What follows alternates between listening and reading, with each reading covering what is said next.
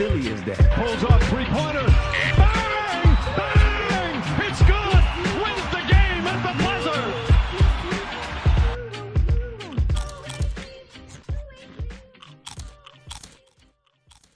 Hello. Welcome back to the Hoop Junkie Podcast, the number one sports podcast in the world. According to us. I'm your host, Zach, and I'm joined as always by the CBA King man himself, Chance Baker. How you doing, Chance? Man, I'm doing great. NBA offseason. It's been going on for less than a week now, and we've already got some fireworks. So, yeah, feeling good. It never stops. Dude, Chance, let's jump straight into it, man.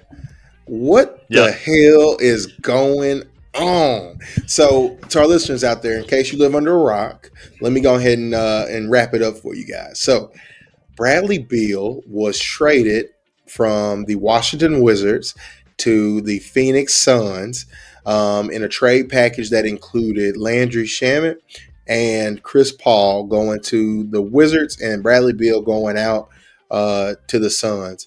I believe, didn't they added Goodwin to that deal as well? Yeah, I think that just got reported like earlier today or late yesterday. They're still kind of finalizing some tweaks, and don't be surprised if they still don't solidify it yet. I think they might try to find a third team to route Chris Paul to. So it's still open-ended, but for the most part, we know what it is. It's Bradley Beal going to Phoenix. They now have a big three of Kevin Durant, Devin Booker, and Bradley Beal. So just off the top, what were your first thoughts? Because you got at the beginning of the day, you sent me a text and you said Bradley Beal to Miami. And I was like, oh my God, I didn't see this. So I quickly checked. So it's kind of funny that happened. And then it was like 2 hours later, all of a sudden they're like Bradley Beal to the Suns. And it was official. So once you first saw that, what were your initial reactions with Beal going to Phoenix? Man, my initial reactions were, I should have saw that writing on the wall. We talked about this a little bit last week, but we know Bradley Beal's agent is, Mark Bartelstein, however you say his name, and his son is actually the CEO of the Phoenix Suns. And here we go again, Chance. I remember we spent a lot of time at the beginning of our pod, and the whole Jalen Brunson thing went down, and we talked about family ties in the NBA. And on Father's Day, it breaks. On Father's Day, here we go again. Yeah. Right. And so, my first thing was like, wow, this is a fleece, because if you look at Bradley Beal's actual worth and then you look at what the Washington Wizards got back for him, it just doesn't add up. But when you look at the business of basketball and you understand all of the complexities into this deal, the new GM for the Wizards, Michael Ringer, he had to do this deal because at the end of the day, for the Wizards, it opens up significant cap space by getting off of Bradley Beal's Supermax deal that he should have never been signed to in the beginning. And he definitely should have not gotten a no trade clause tacked on. That's the reason we're having this conversation right now, the no trade clause. Which him having that no trade clause basically put handcuffs on the Wizards on which teams they could trade him to. And as what we know of is that he wanted to go to Phoenix and potentially Miami. And so they put them in a position to where, okay, we got to trade him to one of those two places. But then at the end of the day, even if Bradley Beal didn't like the deal, like let's say Phoenix was like, hey, we're going to trade DeAndre Ayton to get you. And he's like, oh, I don't want to go there and we don't have a bid. Mm-hmm. Now he has the power to basically say, nope, I don't want that deal. So it really, the Wizards, honestly, even if you look at the list of players who have had no trade clauses, I love Bradley Beal, and I think that he's a phenomenal basketball player. Don't get me wrong. But Kevin Garnett, Tim Duncan, Dirk Nowitzki, LeBron James, and it's like Bradley Beal. Like, you know what I mean? Yeah. David Robinson, John Stockton, Kobe, Tim Duncan, KG, Dirk, Dwayne Wade, LeBron, Carmelo, and Bradley Beal. Yeah, and no disrespect, as you mentioned, to Bradley Beal, but he is not on the same level as those other players. I didn't realize that only 10 players have had a no-trade clause, because I felt like during the early to mid-2000s, it was definitely more common, and most of the names that I just read out were from that era, like Tim Duncan, KG, Dirk, all the top-level superstars had it. It was a lot more common. It is very, very rare now, and you see why, because when you give someone a no-trade clause, it essentially handcuffs your entire team because, as you mentioned, the Wizards are clearly looking to move off of Beal, but not only does he get to pick his destination, he gets to decide basically what the entire trade is, because if they were to give up, as you mentioned, Ayton, he could be like, nope, I'm not signing, I'm not going to waive my no trade clause. And what's funny is he still has the no trade clause, and that goes with him to Phoenix. Man. And so now if they get into a situation where 2 years from now, Durant is having injuries and they've got to, blow it up or do anything else, like, he still controls his own destiny. It's a reason these no trade clauses are so rare. And because of that, Washington really shot themselves in the foot, with the previous regime. So I think they had to make the move. They had to just get rid of him. And because of that, they weren't able to get much value back at all in return. So, Chance, on the Wizards side of things, how do you feel about this move for the Wiz?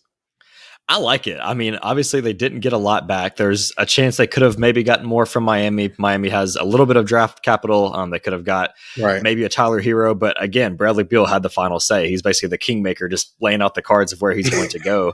So for the Wizards, when you're looking at the contract, he's making $57 million the last year going into his age 33, 34 season. That was just a bad contract. No disrespect. I think Bradley Beal is a top 25-ish, 30 player in the league, definitely a great player. But in the end of the day, like, they were going to rebuild. If you're going to rebuild, you have to get off this contract, especially with the new CBA and everything kicking in. And we'll get into that in a moment as well. But yeah, I like it for the Wizards. Obviously, you would have liked to get a better return, but now you just put it past you. Now you get to, make moves on Kuzma, who it looks like is definitely going to be out. Porzingis has a player option. I would expect him to possibly take that, or he might decide he wants to get, more years and get a larger deal because of his injury history as well. He might not want to risk it with the player option, but I think this is the first step to just completely cleaning house and starting fresh. It is very typical Wizards to do this the year after Wembanyama hits the draft. If they would have done this a year ago, they would have really increased their odds of getting a generational talent. But hey, it's new leadership. That's the same thing I said in the last pod. I mean, like, all these moves that, the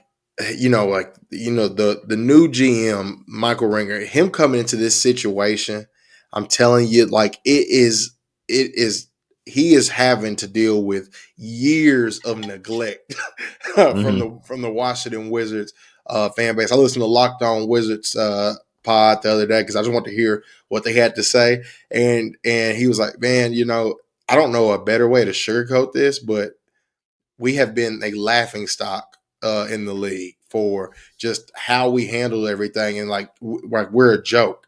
And he was like, at the end of the day, like, we had to, like, this was a move that just had to get done. So based off of him coming in this situation, he had no choice. So, I mean, I'm going to give him a B+ grade just because you got rid of this big contract. It's not, you got to look at two things. Bradley Beal, the player, and Bradley Beal, the contract, are two separate issues right now when you're talking about the Washington Wizards in that situation. The Washington Wizards should never have been in a situation when you are paying a superstar player, a star player, superstar, all-star, all NBA money. That's where they went wrong. And so at the end of the day, I mean, good for them. They were able to shed that salary in a way where, like, Chris Paul's money is coming off the books, basically. Landry Shamet, same thing. So, I mean, like, you look at next year, like, and then if they let Kuz walk and then they figure out something with Porzingis, next year the Washington Wizards will have a boatload of cap space. They've got a whole bunch of draft picks with the second round picks they have. Now, if they can flip Porzingis into something, maybe get some more picks.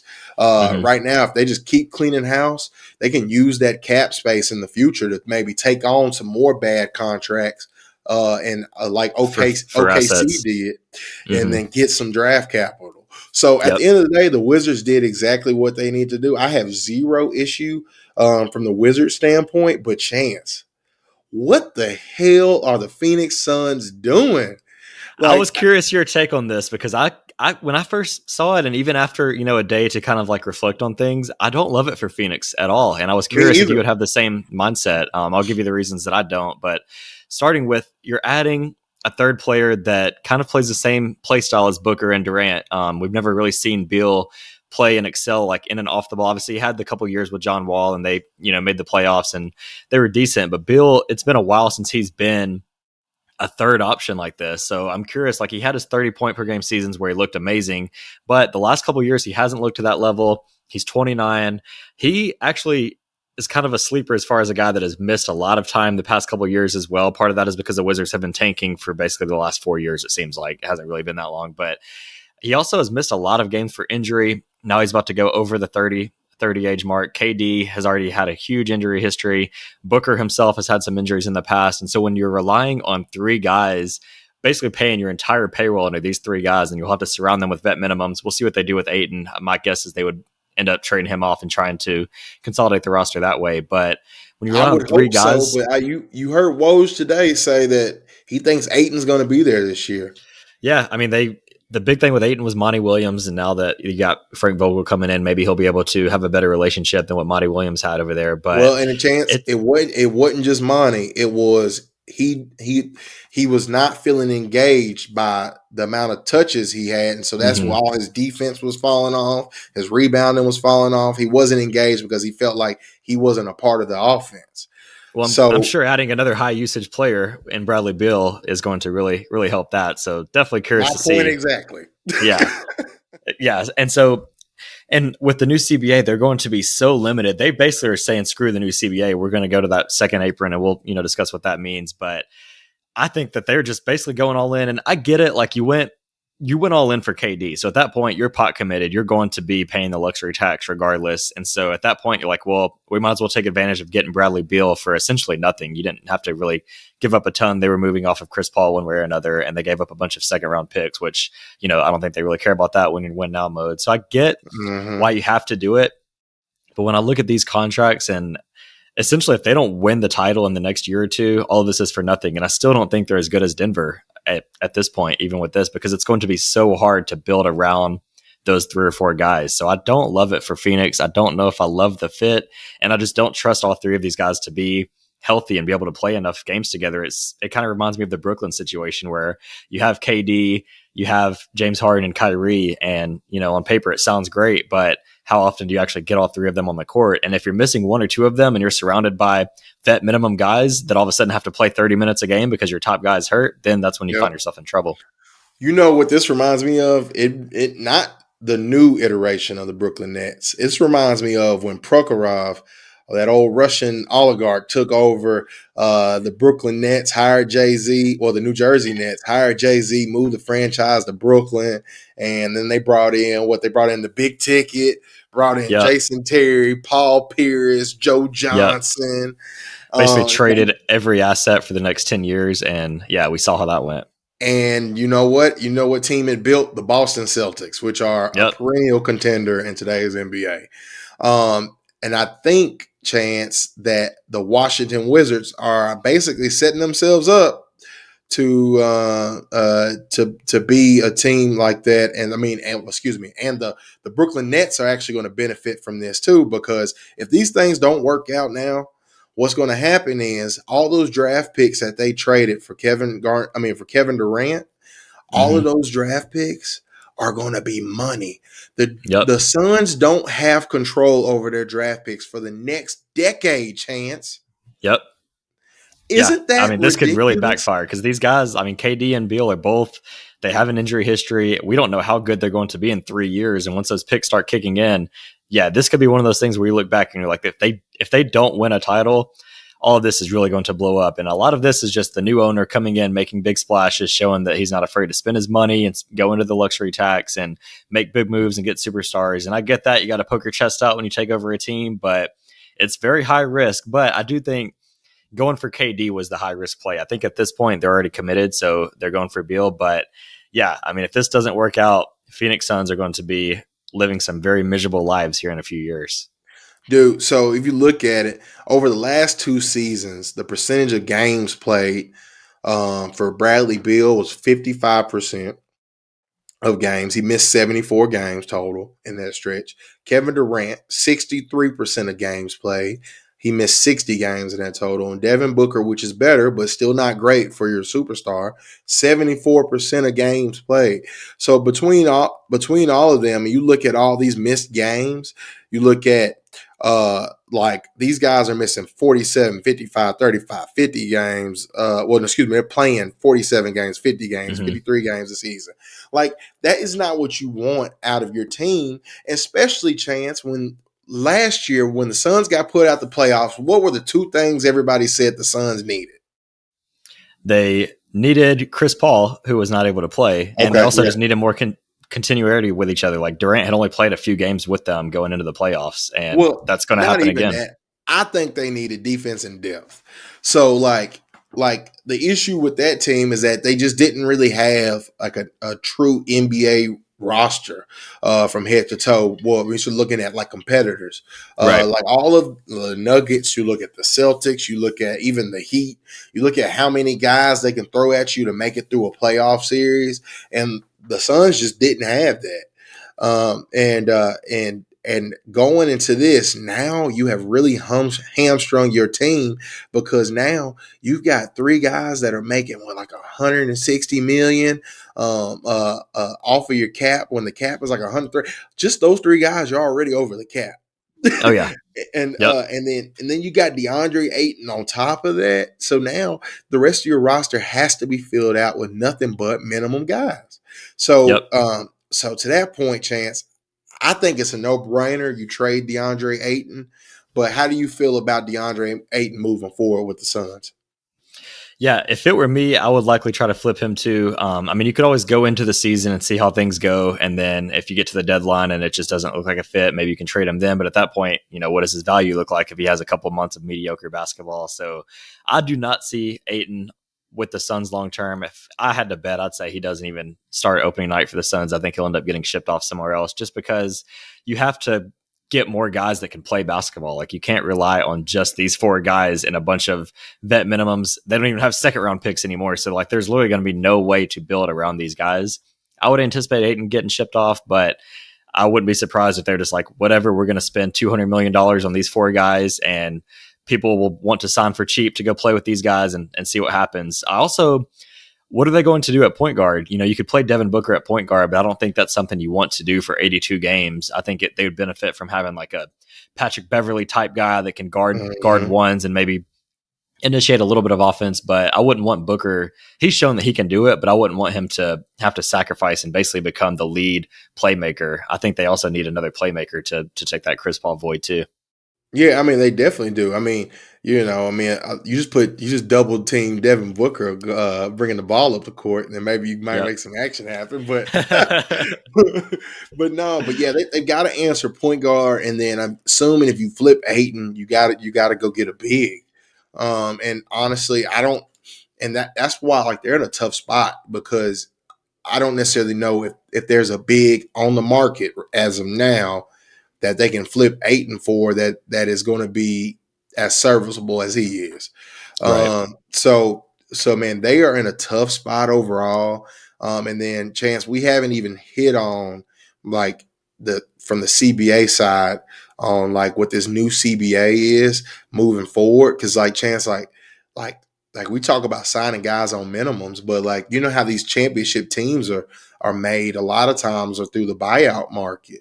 Mm-hmm. But now with them being over that second tax apron, like, I mean, are they going to be able to take advantage of the buyout market or any of those things? Like, so like, how are you feeling from from moving forward from the like long-term CBA side of this, Chance? Yeah, so for those that don't know, just like a quick overview, we kind of touched on this when the news first broke, but just kind of a reminder on the new CBA. So the NBA is not like the MLB where they can basically just like spend as much money as they want. It doesn't matter. But it's also not like the NFL where it's like a hard cap and you can't go over that salary cap. So it's kind of an in-between where you have your salary cap and then you have what they call the luxury tax, where if you go over that salary cap, then you end up paying additional tax on every single player. But in the past, most championships teams were willing to do that. Their owners were willing to pay that. There were some restrictions, but not a ton. Whereas now with the new CBA, essentially what they're looking to do is make it where you can't buy championship teams, and you are a lot more restricted if you go into a second luxury tax apron. So instead of there being that one, there's a second apron, which means if you're $17.5 million over the salary cap, then you are going to be hit with all these restrictions. One of those is you can't sign players on the buyout market, as you mentioned. So like Dante DiVincenzo, for example, was a buyout guy that the Warriors were able to get. And this happens basically every year. There's veterans on non-playoff teams that end up getting bought out. Those teams want to, rebuild. And now if you're a playoff team or if you're a luxury tax team looking to add one or two guys as you go into the playoff run, if you're in that luxury tax second apron, you are not able to do that. You are not able to trade your first round pick 7 years out. So in the past, like the Lakers, they're trading their 2030 first round picks. They can solidify their roster now. You're not able to do that. You're not even able to use the mid-level exception, which essentially means if you're over the salary cap, you can still sign one player to a mid-level, which is usually around $12.5 million or so. And that kind of gives you like a one player exemption to sign somebody over that salary cap. You're not able to do that. You're not able to take back any more money in trades. You're not able to aggregate salaries. So if you're trying to flip a guy for $30 million, you can't send out two guys that make 15 apiece. You have to basically match them exactly. So essentially, you cannot build your team unless you're just re-signing your own players and using veteran minimums. And that is the only way you're able to build out your team.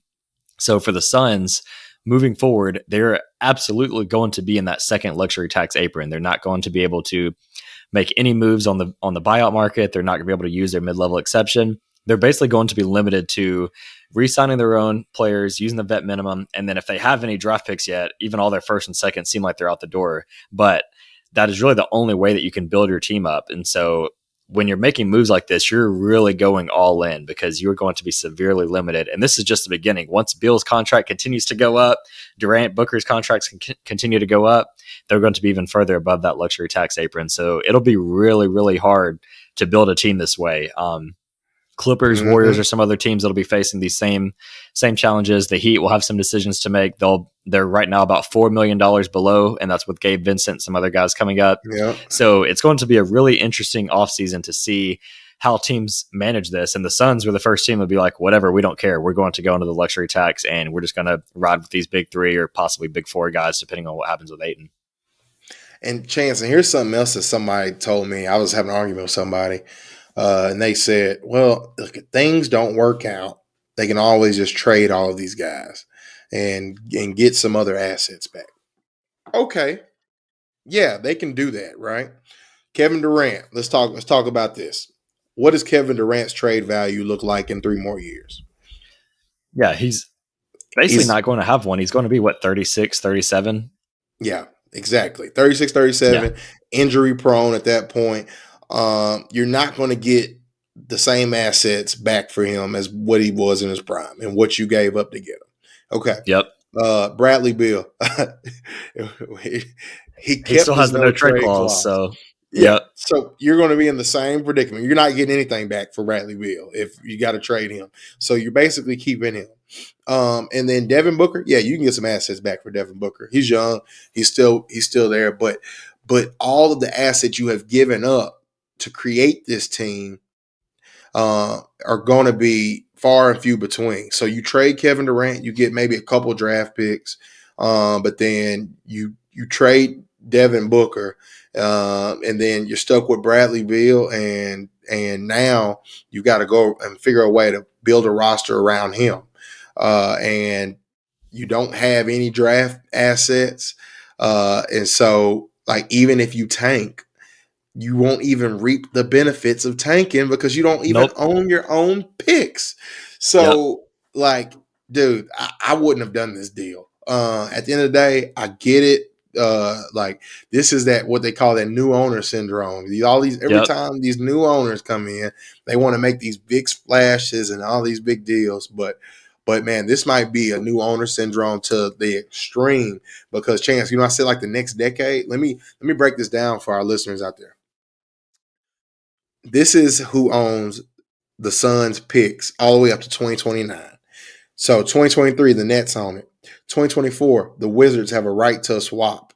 So meaning if the Suns pick is higher than the Wizards, you know what the Wizards are going to do? They're going to say, hey, Phoenix, how you doing? Go ahead and let's swap real quick. And then 2025, the Nets again. 2026, another swap with the Wiz. 2027, the Nets. 2028, the Nets. A swap with the Nets. 2029, the Nets again. So, like, dude, what? I don't get it, man. But man, we spent a lot of time talking about the Suns. I think Chance, you and I don't necessarily like it, but I don't want to fully give a grade on this deal until we know what the other moves are to come. Because Yeah.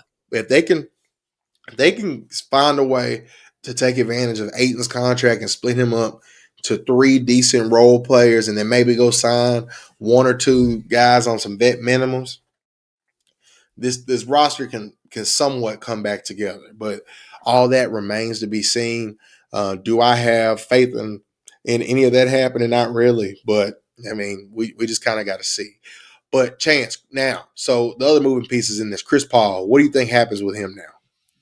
I would be shocked if he plays a game for the Wizards. I mean, clearly they're looking to rebuild, and so there's just really no place for him in Washington. So, I mean, they have a couple options. They can try to find a third team in this original deal. I believe there's still time for that. So I'm sure they'll be on the phones with some other teams. I could see him. I mean, he's going to want to go to a contender.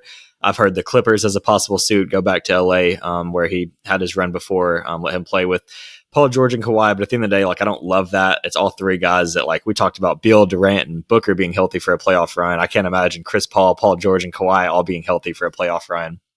Miami could be another team if they want to send him over there. I think he would fit in with the so-called Heat culture really well. Mm-hmm. So that could be an option.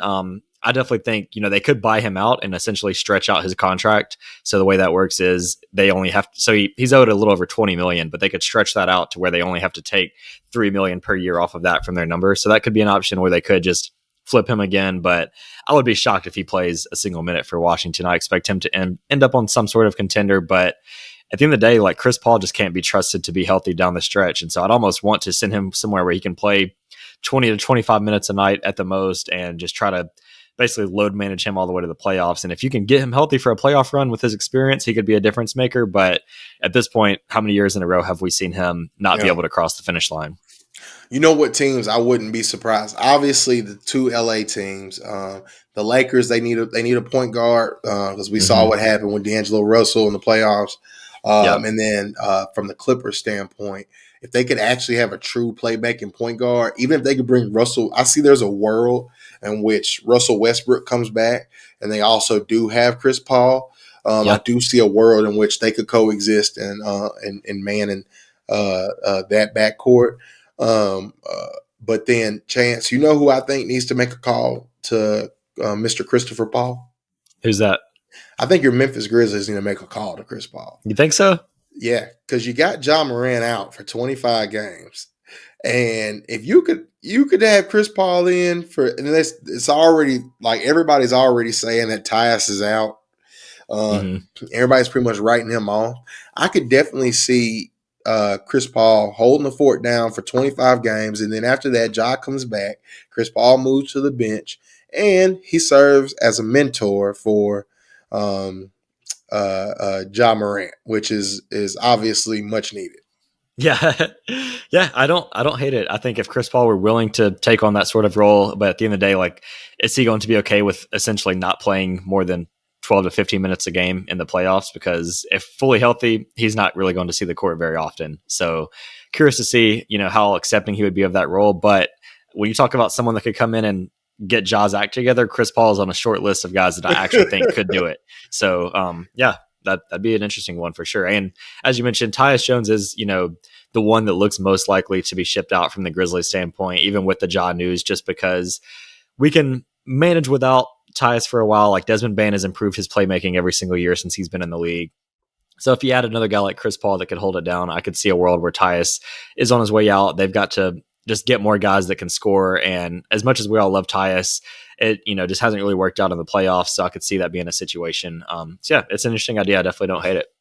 Mm-hmm. Well, Chance, that kind of like leads us into the next point. So we got the news about Ja and his 25 game suspension. And I think we called it. I mean, and I want to clarify, it is an indefinite suspension, but they said it is at least 25 games, and that Ja has to meet a certain amount of requirements before he is able to participate again in basketball activities. Yep. So, Chance, when you got that news, how'd you feel about it? Did you feel like it was the right thing to do? They handled it right, or do you feel like Ja Morant got screwed out the deal? What was your first take of it? It was basically exactly what we expected, and I do think it was the right move. I think in our last pod we gave predictions and we both said right around 20 to 25 games. So this is definitely not shocking. I think it was the right call when you look at just everything leading up to that. When you got the 8-game suspension, essentially a slap on the wrist because he had already served most of that by the time the news dropped. Mm-hmm. It wasn't necessarily Silver like sending a message. I think he likes to avoid that kind of language of like sending a message to the rest of the league. I think this is just like within reason. I don't think you could go over 30 to 40 games, being that it was kind of a gray area as far as like the conduct detrimental to the league. But at the end of the day, Adam Silver met with Ja Morant in March or April of this year, and he was like, "Hey, please do me a favor, stop waving guns on social media. Like, can we just agree to not do that anymore?" He's like, "Yeah, sure, no problem." As soon as the offseason ends, he's doing it again. So at that point, you're like, okay, look, man, like, let's get you out 25 games. I think that's reasonable. And it seems like they're also investing in some other things off the court, like making sure like we're not just going to send you to therapy in Florida for a weekend and all is well. Like we're actually going to take this seriously off the court. Yeah. So yeah, I think it's right. I think they're going to invest and try to do whatever they can to help him, because at the end of the day, like Ja Morant is a moneymaker for the NBA. He's one of the best American-born players in the league, and they want him on the court. They don't want to suspend him for 50 games and lose out on that marketing and that revenue. So they want Ja to get his act together. They want him to succeed. One interesting point of discussion that I don't really have a huge opinion on either way, but if you're Ja Morant, do you appeal or do you just let it go, eat the suspension, and get back after 25 games? Because it sounds like the Players Association is on board to try to reduce this a little bit. But at the end of the day, it's his call, right? Man, if I'm John riding it out, I'm just like, look, I'm charging it to the game. Look, you gotta look at it. Adam Silver already turned the league turned a blind eye to a whole bunch of stuff that Ja was doing. And they said, okay, hey, I'm sure they made a call to Zach Kleiman and the Grizzlies and Robert Parra and all of them, and probably said, hey, get your boy in check. And they said, hey, we'll ignore it. And they did that. They did that till it got to a point to where he ended up in the club and they had to suspend him. And then he comes back and even like he's done stuff where like the optics haven't looked great. Throwing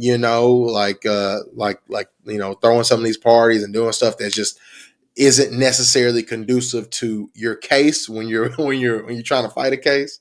And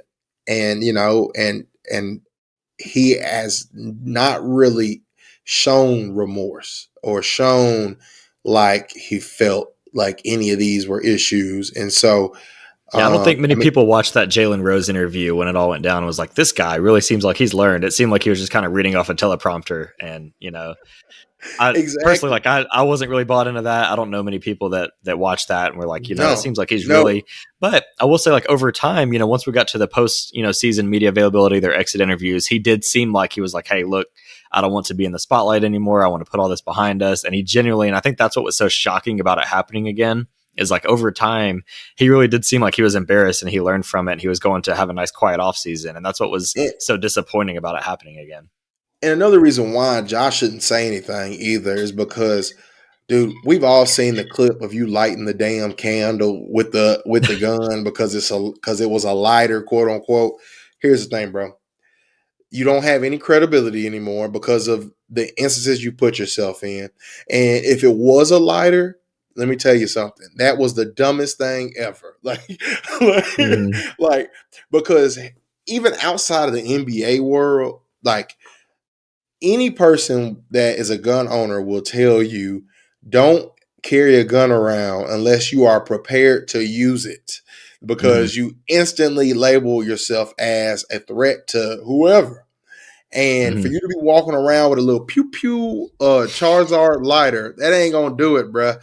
So I think even if they investigate it, and from what it seems to me, it was an actual gun. But I think even if they investigated it and found it to be a lighter, I don't think it would have changed anything. It's still it shouldn't. And I think If you talk to most grown people about this situation, most grown adults, and not the 12-year-old Twitter trolls, most Yeah. grown adults will say, "Oh, yeah, makes perfect sense." Because Chance, I know in the corporate world and that I live in, and I know the world that you live in. With us going to work and going to jobs, we just understand there's certain responsibilities that we have as adults, and I think that the league is a good thing that they've put a plan together for him to help him through this process because obviously and I saw like a lot of people in Memphis were making the claim that, well, if the league cared about him, they wouldn't take basketball away from him because he needs that. No, he doesn't need basketball right now.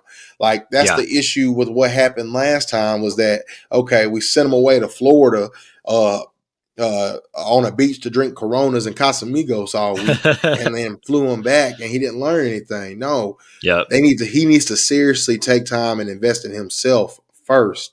If we truly care about him, because let me tell you something, I'm American too. I want Ja Morant on the USA team in the Olympics. Yep. Like we need that, and so at the end of the day, I think it's a good thing, like doing this now while it's still young in his career. A lot of players have done just as dumb things early off in their careers. And look, I mean, Kobe was in mess at the beginning of his career, and look at how people talk about him now. So, Oh yeah. just There across the board, man, I think it's the right decision, and I do think that this is going to be the thing that really wakes Ja up and it makes him a whole different monster. Yeah, there is a world where we're looking at the playoffs of next year. The Grizzlies are a 4 or 5 seed, playing games on TNT, Josh flying up and down the court, and all of this is in the past, and we'd never hear about any of this again. He serves his suspension, he comes back, he gets back to doing what everybody loves him for, and all of a sudden years go by and we're like, hey, you remember when, Ja had that weird year where he got suspended a couple of times? Like, that was crazy, right? Like, there is a world, and hopefully this is what happens, where that is just a blip on the radar. He's still so young. He has a chance to learn from this and grow from this and get better. Like, it's not a situation like Miles Bridges, for example. Like, I think Miles Bridges, what he did was so much worse, and like, it'll be hard for a lot of people to ever root for Miles Bridges again. But this isn't Right. a situation like that. Like, he made a lot of dumb decisions, and even as Grizzlies fans, we're all pretty fed up with him right now and wish he'd get his act together. But it's nothing that is unforgivable. It's just a young guy making dumb decisions and not being able to think straight, where it's all redeemable, where in a few years, all this could be behind us and everybody's rooting for Ja again. And I think that's what Grizzlies fans want. That's obviously what Ja wants. That's what the NBA wants. Everybody wants to just put this behind us and continue to root for a young superstar. And hopefully Ja allows that to happen, and he gets the help he needs. He learns from it. He reflects from it. And this is all just a blip on the radar. Yeah. Well said, man. Well, Chance, look, I think it's safe we can get out of here because I'm pretty sure this won't be the last time we pod this week. We got a Yep. NBA draft coming up on Thursday. And then and we've got a lot of moves that got to happen. I expect some more moves to kind of happen between now and July 1st, just because the whole calendar year changes for the NBA. So, Yep. anyways, Chance, look, until next time, we'll holla at you. Peace.